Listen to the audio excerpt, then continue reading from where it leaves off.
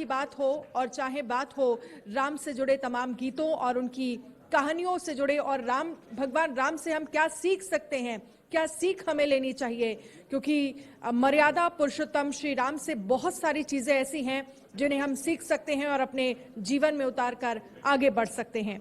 Over to you Arvind जी।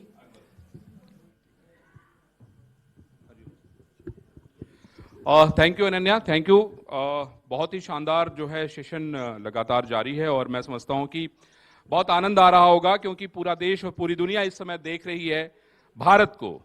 और मैं ये भी समझता हूं कि शायद इंडिया न्यूज जो है इस समय पूरे देश में देखा जा रहा होगा और दुनिया में भी देखा जा रहा होगा। डॉक्टर हरिओम किसी परिचय के मोहताज नहीं है, आप बहुत अच्छे लेखक हैं, बहुत शानदार सिंगर हैं। और अभी मैं इनसे चर्चा कर रहा था कि 12th फेल हम लोगों ने देखी। डॉक्टर हरिओम की शादी की कहानी भी इतनी फिल्मी है ना कि अगर हम लोग कभी बात करेंगे तो फिर ढेर सारी उसमें बातें, इतनी कमाल की कहानी है। अकबर ताज साहब, राम के बारे में आप जो कहते हैं, आप जो बुनते हैं और जो सुनाते हैं वो अद्भुत है। और मैं समझता हूं कि आप सुनेंगे ना तो मंत्र मुग्ध हो जाएंगे। तो हम अपने कार्यक्रम की शुरुआत करते हैं। अकबर ताज साहब से शुरुआत करने से पहले मैं आपको ये बताता हूं कि देखिए ये किताबें जो है डॉक्टर हरिओम ने लिखी है, और कैलाश मानसरोवर यात्रा ये भी लिखी है, और नई किताब जो अभी इनकी आने वाली है, जो नया कुछ लॉन्च करने वाले हैं, हम डॉक्टर हरिओम से ही सुनेंगे। सर अकबर साहब से शुरू करते हैं। हाँ अकबर साहब, मुझे ये बताइए कि राम को लेके कब से आप जो जिसको हम तपस्या कहेंगे, ये आपकी तपस्या कब से चल रही है? मुझे शायरी का, कविता का शौक बचपन से ही है सर जी। और मैं राम जी के ताल्लुक से बचपन से ही लिखता हूं और कविता मंचों पे पढ़ता हूं। तो आपके घर वालों ने कभी इसका विरोध नहीं किया? आपके समाज ने, आपके घर वालों ने, आपके पड़ोसियों ने कभी?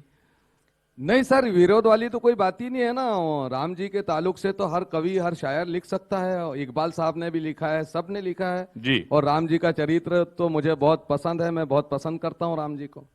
क्या बात है, तो कुछ सुनाइए, हम लोग उसी शुरुआत करें। जी, मैं अपने दर्शकों को बता देना चाहता हूं कि मैं कुछ भी पढ़ा लिखा नहीं हूं और क्या बात है। आंखों से नेत्रहीन हूं दोस्तों। आपकी मोहब्बतें चाहूंगा, दुआएं चाहूंगा, पंक्तियां देना चाहता हूं नेत्रहीन होने के नाते। 4 पंक्तियां कहीं जी। सोच देखें एक नेत्रहीन कवि की कि मुझे तू राम के जैसा या फिर लक्ष्मण बना देना। क्या बात है, क्या बात है। मुझे तू राम के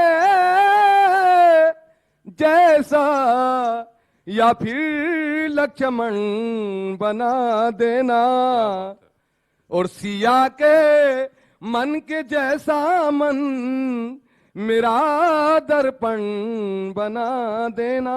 क्या बात है, क्या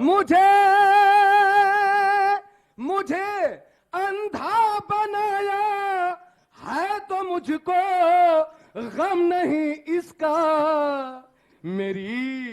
मेरी संतान को भगवन मगर श्रवण बना देना। वाह वाह, क्या बात है, क्या बात है। को भगवन मगर श्रवण बना देना।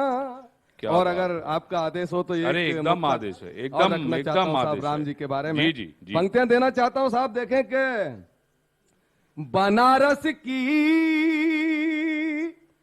सुबह वाले अवधि की शाम वाले हैं। वाह वाह। आपने जैसे कहा था कि कोई विरोध तो नहीं करता है, मैं पंक्तियां देना चाहता हूं। देखें, बनारस की सुबह वाले अवधि की शाम वाले हैं। क्या बात है।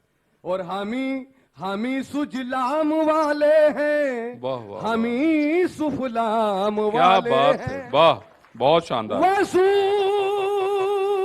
वसु करते हैं पांचों वक्त हम गंगा के पानी से।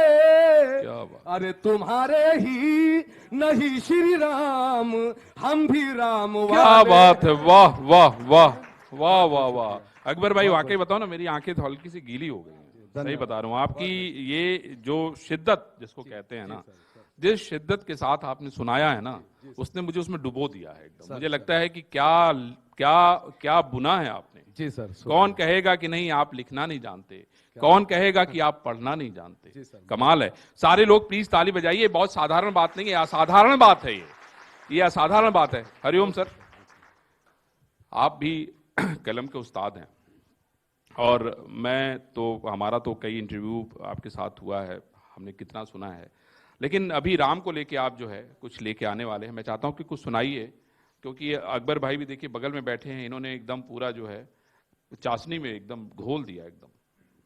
नहीं, मैं तो जी बचपन से ही राम में हूँ और देखिए मेरा नाम हरिओम है। जी तो हरि और ओम जो है वो सृष्टि के मूल में है। जी जी और मेरे पिता ने, जैसे पिता को ये विशेषाधिकार होता है कि बच्चों का नाम रखें, तो कई बार बच्चे बाद में उससे इत्तेफाक नहीं रखते हैं। कई बार उनको लगता है कि हमारा नाम जो है वो पुरानी सोच और पुराने ख्यालात के तहत रखा गया। लेकिन हम दो भाई हैं, तो हमारे पिता ने, हमारे बड़े भाई हैं, उनका नाम रखा घनश्याम और मेरा नाम रखा हरिओम। तो हमने तो हमेशा जो है उसको एक उनकी कृपा, उनका प्रसाद मान के ग्रहण किया जी और कोशिश की कि जो सोच के उन्होंने हमारा नाम रखा होगा तो उस पे एक किरदार, एक कैरेक्टर के रूप में, एक व्यक्तित्व के रूप में हम खरे उतरें। तो वहां से लेके गांव से निकल के आगे तक गए और राम में ही सब कुछ रहा। हमारे दरवाजे पे एक शिवाला है, तो शिव भी हैं वहां पे। तो हम हरिओम हो गए, भाई घनश्याम हो गए और शिव का मंदिर वहां रहा।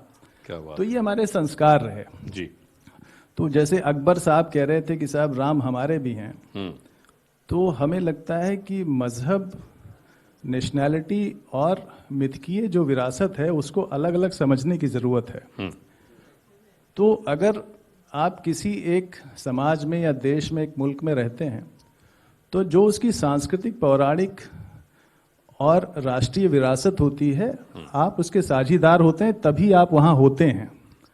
सिर्फ एक मजहब कहीं शेयर कर रहे हैं, एक जबान कहीं शेयर कर रहे हैं, तो वो आप जो है वो मुकम्मल तौर पे उसके नहीं होते। तो इसलिए राम जो है वो हमारी जमीन से निकले हुए, ये वो एक संकल्पना है।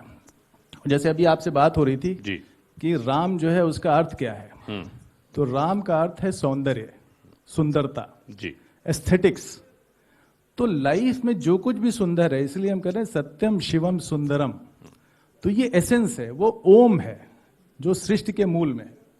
तो जो इंडिया न्यूज टीवी के जो दर्शक है पूरी दुनिया में, देश में, जी उन्हें ये पता होना चाहिए कि हम राम जब बोलते हैं तो राम का एसेंस क्या है, उसका सार तत्व क्या है।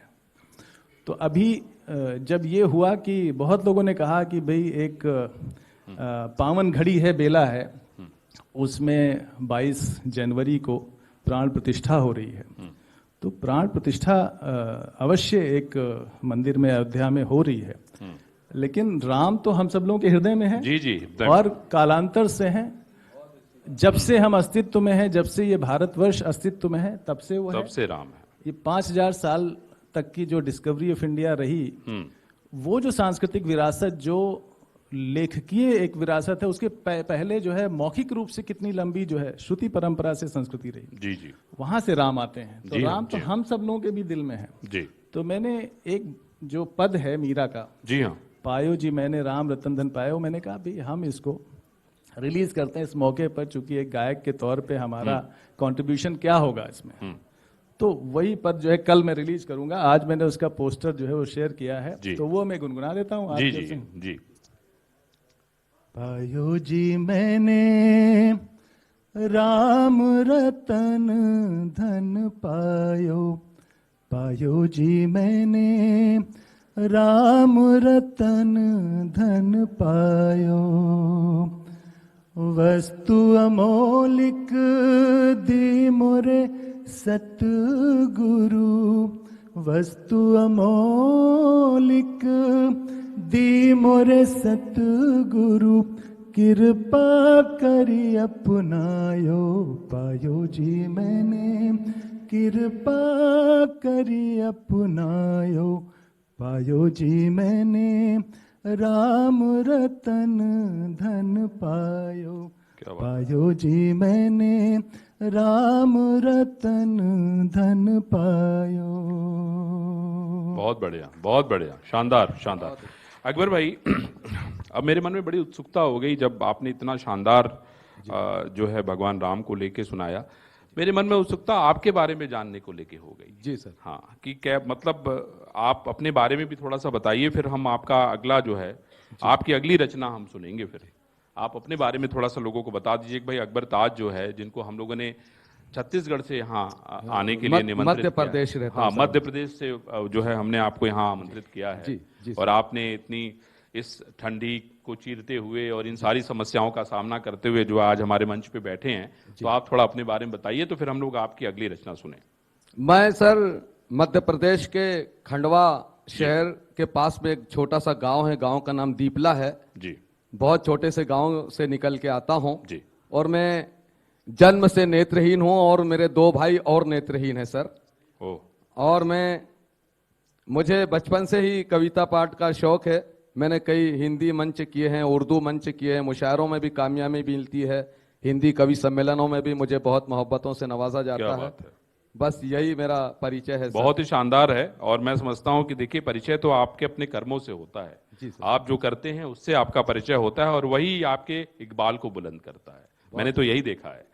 तो मैं आपसे ये 22 तारीख का जो दिन है, उसके लिए भी अगर आपने कुछ सोचा है, कुछ बनाया है। मुझे राम के आपकी तमाम रचनाएं हैं, ढेर सारी हैं, तो कुछ सुनाइए फिर, क्योंकि दर्शक अब तो सुनना चाहती हो, तो अब मानना नहीं चाहती। जी सर। हाँ मैं आज के जो हमारी नौजवान पीढ़ी है जी, उनके लिए 4 पंक्तियां देना चाहूंगा कि आज के बच्चों को किस दिशा में जाना चाहिए और किस दिशा में जा रहे हैं। जी। पंक्तियां निवेदित करना चाहूंगा कि मुख पे जिनके धर्म का गायन होना था, मुख पे जिनके धर्म का गायन होना था, और सुबह पे राम नारायण होना था, और सुबह पे राम नारायण होना था। माता पिता ने दिया मोबाइल बच्चों को, माता पिता ने दिया मोबाइल बच्चों को, हाथ में गीता या रामायण होना था। क्या बात है। हाथ में गीता या रामायण होना था जी। और राम जी से मोहब्बत इसने कैसा है सर, मैं 4 पंक्तियों में और बताना चाहता हूं। जी जी। अकबर ताज कहना चाहता है कि यहां भी राम लिख देना, वहां भी राम लिख देना। ये अकबर ताज कहता है कि चारों धाम लिख देना। समंदर में भी फेंको गे तो पत्थर तैर जाएंगे, मगर उन पत्थरों पे राम जी का नाम लिख देना। क्या बात है, क्या मगर उन पत्थरों पे राम जी का नाम लिख देना। बहुत बढ़िया, बहुत बढ़िया, धन्यवाद। आप देखिए कि अकबर ताज साहब खुद अपने बारे में बताते हैं, कहते हैं कि मैं पढ़ा लिखा नहीं हूं। मैं कभी स्कूल गए आप? नहीं गए सर। कभी स्कूल जाना नहीं हुआ।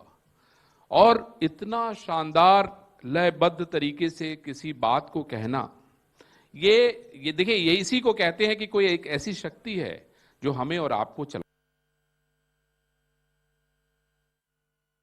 किसी कठिनाई में होते। सही कहा मैंने अकबर साहब? बहुत अच्छी बात है सर। हाँ, हरिओम सर, ये बताइए कि जैसे अकबर साहब ने कहा कि भाई आज का जो जमाना चल रहा है, आज का जो समाज चल रहा है, हम वो किस तरफ बढ़ रहे हैं, और वाकई वो सोचने और समझने की बात है।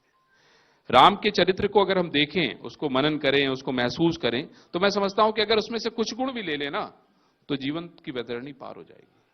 सारे गुण तो नहीं ले पाएंगे, लेकिन कुछ ले लें। देखिए, जैसे मैंने कहा कि राम जो है एक संकल्पना है जी, और महर्षि वाल्मीकि के रामायण से शुरू होके जो एक चरित्र जो है वो भारतीय मानस पे पूरी तरह से साया हुआ जी, उसके कई संस्करण हैं, कई रूप हैं। जी। आप देखिए कि कम रामायण है, बांग्ला रामायण है, हाँ हाँ, हर भाषा में। असमी रामायण है। जी। तो रामचरितमानस, जब भक्ति काल में रामचरितमानस आता है तो उसमें राम के चरित्र को जो है मर्यादित चरित्र के रूप में रखा गया, मर्यादा पुरुषोत्तम राम की तरह रखा जी गया। हाँ, जी हाँ। वाल्मीकि रामायण में वो जो है वो लोकनायक थे, वो हमारे आपके बीच के थे, लेकिन जब गोस्वामी तुलसीदास ने उसकी रचना की तो भय प्रकट कृपाला दीन दयाला कौशल्या हितकारी जी। कहते हैं, तो एक वो ईश्वर के अवतार के रूप में हमारे बीच में आते हैं। तो स्वाभाविक है कि उस चरित्र में जो ईश्वर का अवतार है उसमें सब कुछ अच्छा ही अच्छा होना था, और वो संकल्पना इसलिए की गई कि समाज को एक दिशा दी जा सके, समाज को वो दिशा दी जा सके जिसमें हम एक खूबसूरत समाज, एक जो सामूहिक जिंदगी है उसमें सौंदर्य का जो है वो विकास कर सकें, विस्तार कर सकें। जो आपसी रिश्ते हैं, मर्यादा पुरुषोत्तम इसलिए कहते हैं कि उनके सभी रिश्तों में एक मर्यादा, एक वैल्यू सिस्टम का एक अनुपालन होता है, चाहे वो पिता के साथ रिश्ते रहे हों, चाहे यहां तक कि अपनी सौतेली मां के साथ जो रिश्ते थे, जिन्होंने उनके साथ इस तरह का व्यवहार किया, उनके प्रति उनकी विनम्रता, उनकी आज्ञाकारिता, जिस तरह से वो सम्मान उनको देते थे, वो कहीं भी संभव नहीं है। यहां तक कि जब वो दुष्टों से घिरे, वनवास हुआ, सारी चीजें हुई, तो तब भी उन्होंने जिस उदारता का और विशाल हृदयता का परिचय दिया, तो उस पूरे समाज में सबको राम के चरित्र से, जैसा आपने कहा अरविंद जी, वो तो हमें सीखना ही चाहिए। और वो जहां भी जीवन या समाज खूबसूरत नहीं है, वहां राम की संकल्पना से प्रेरणा लेके हमें उसको खूबसूरत बनाना है। हरिओम भाई, आप मुझे ये बताइए कि बचपन से ही कुछ न कुछ राम की चर्चा, राम के भजन आप सुनते आ रहे हैं और हमेशा वो जेहन में रहा होगा, कुछ याद है आपको जो पिताजी कभी गाते रहते हो? मैं तो चूंकि दशाश्वमेध बनारस का रहने वाला हूं, तो जिस गली में मैं रहता हूं, लोग सुबह 3 बजे गंगा स्नान करने जाते हैं, तो वो उस भजन को करते हुए जाते। मैंने यही सुना है, मेरा बचपन ऐसे ही बीता है। देखिए, मैं तो शास्त्रीय संगीत वाला भी व्यक्ति हूँ, तो मैं तो भीमसेन जोशी जी का वो जो राम का गुणगान करिए, राम, तो उसको सुना दीजिए जरा, अगर कुछ 2 लाइनें, क्योंकि आप जो है जितना याद राम का गुणगान करिए, राम का गुणगान करिए, राम प्रभु की सभ्यता का, भव्यता का ध्यान धरिए, ध्यान धरिए, राम का सम्मान करिए। तो ये जो परंपरा आप देखिए कि जो संगीत भी है, जैसे संगीत की चर्चा मैंने की, तो ध्रुपद गायन के बाद जो ख्याल गायकी पूरी की पूरी आती है, जो अकबर भाई जैसे लोगों के खानदान और परंपरा और घरानों से आती है, तो एक संस्कृति, एक संगीत की विरासत या समाज कैसे समृद्ध होता है सबके मिलने से। लेकिन उसके पीछे ख्याल एक है, वो राम का ख्याल है, वो सौंदर्य है, जो सांगीतिक सौष्ठव है, जो सुंदरता है, जो कोमलता है, जो कोमल निषाद है, वो सब एक सामाजिक और सामूहिक सामाजिक संस्कृति से आती है। जी हाँ, जी हाँ। तो चाहे मीरा के पदों, अच्छा, एक बड़ा मीरा के इस पद में खास बात यह है कि जो आप कहते हैं कि साहब मीरा तो कृष्ण की दीवानी थी, तो जब ये पद मैंने गाने के लिए सुना, तो सब तो राम राम कर रहे हैं, तो राम कह रहे हैं कि भाई राम राम है, तो हमारी जो मिथकीय जो विरासत है या जो सांस्कृतिक विरासत है, उसमें राम, शिव, कृष्ण ये अलग कहाँ है? जी। तो मीरा जी जो है, जो कृष्ण की दीवानी रही, वो पायो जी मैंने राम रतन धन पायो, और आखिरी स्टैंजा में होता है कि मीरा तो गिरधर गोपाल और दूसरों न, हाँ, तो नहीं, इसी में जी, इसी में हरक हरिक जस गायो, तो वो जो कृष्ण की बात करने लगती हैं, तो वो जो है राम कृष्ण हो जाते हैं और कृष्ण राम हो जाते हैं। तो ये इस बात को समझना बहुत जरूरी है कि राम, कृष्ण और शिव जो है वो अलग नहीं है, भारतीय जो आध्यात्म परंपरा है। सही कहा आपने। तो ऐसे लगभग सभी ने, चाहे वो अब राम जो रसखान हो या रहीम हो, हाँ, किसी को सुने, सबने राम का जिक्र किया, सब में राम का जिक्र किया है। तो हम लोग बचपन से वो सुनते आए, और जैसा मैंने कहा कि शास्त्रीय जो बंदिशें हैं वो भी राम पे हैं, और जो लोक गायन है उसमें तो राम बहुत समृद्ध है। अकबर भाई, भरत जैसा भाई नहीं हुआ, है ना? अगर कोई बात करता है भाई भाई की अगर बात करता है तो यार भाई हो तो भरत जैसा, है ना। तो मैं आपसे कुछ ये समझना चाहता हूं आपके मन में, जैसे मैं तो भरत और राम के भरत को लेके जब राम को लेके जब भरत कुछ कहते हैं ना तो आदमी सुनता है तो मतलब अपने आप ही आंखों से आंसू बहने लगते हैं, मतलब ऐसा संवाद है। जी सर। है ना। तो समाज रोज आप देख रहे हैं भाई ने भाई को गोली मार दी, भाई ने भाई को गड़ासे से काट दिया है, रोज हम लोग सुन रहे हैं, अखबार में देख रहे हैं, टेलीविजन में देख रहे हैं, चूंकि पत्रकार हैं तो रोज ही इसका सामना होता है। जरूर सर। तो मैं चाहता हूं कि आप जो है ये जो भाईचारा है, जो बंधुत्व है, जो समाज को जोड़ने की बात है, अगर आपने उस पर कुछ बनाया हो जी सर, तो उसको सुनाइए आप, जिससे कम से कम लोग सोचें।